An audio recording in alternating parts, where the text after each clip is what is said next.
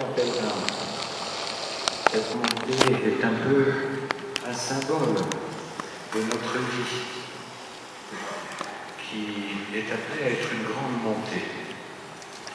Cette montée, nous la vivons dans notre cœur, et cette marche nous y a aidés. Nous savons que la vie chrétienne est une montée vers le Christ, et avec lui, il est présent en nous, et en même temps, un jour, nous allons vers une plénitude. Cette plénitude, un enfant avait su admirablement l'exprimer en disant, quand on lui demandait ce qu'est le ciel, plus tu aimes, plus tu comprends.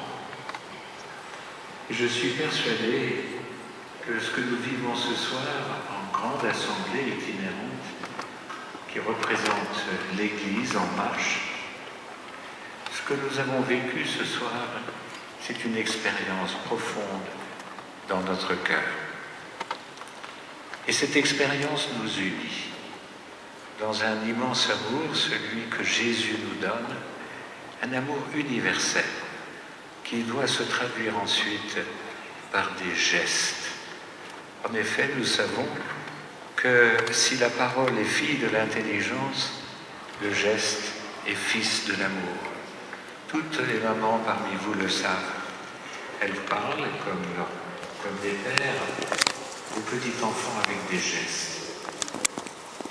Chers pèlerins, que cette expérience de ce soir soit une expérience qui bouleverse notre vie et nous transforme très profondément. Celle qui nous accompagne sur cette marche, qui accompagne aussi la marche de l'Église, comme le dernier concile l'a rappelé dans un admirable texte, eh bien c'est la Vierge Marie. Nous l'avons chantée avec son Magnificat, qu'elle veut chanter en nous. Et plus nous la regardons, plus elle nous aide à regarder le Christ. Depuis des siècles, Notre-Dame du Puy attire des foules, avec, comme le dernier concile l'a évoqué dans un beau texte que nous avons entendu tout à l'heure, avec les peines, les joies, les actions de grâce, les questions qui peuvent nous habiter. Eh bien, la Sainte Vierge les prend toutes et en fait un bouquet qui rend notre cœur une très belle fleur pour Dieu. Chers amis, je voudrais saluer avec beaucoup de joie mes frères évêques qui, en quelque sorte, représentent aussi leur diocèse et nous donnent un sens profond de ce qu'est l'Église.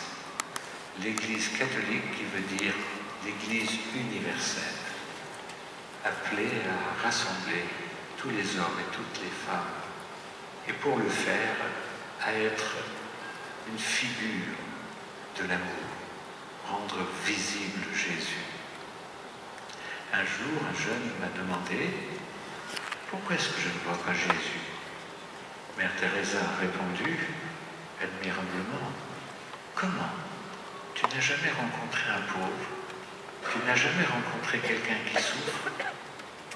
Et on peut dire aussi, sans doute moins bien, que si Jésus ne se montre pas d'une manière visible, c'est parce qu'il veut se rendre visible à travers nous. Le monde d'aujourd'hui a besoin de cette visibilité qu'on appelle le témoignage.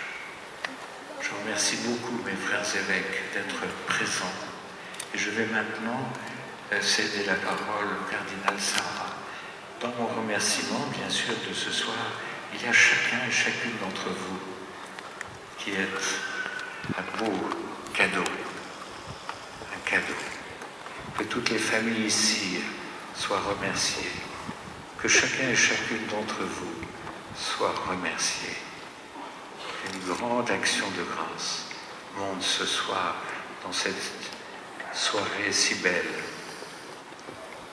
embellie par une lumière qui n'est pas d'abord celle de vos cierges, mais d'abord celle de vos cœurs.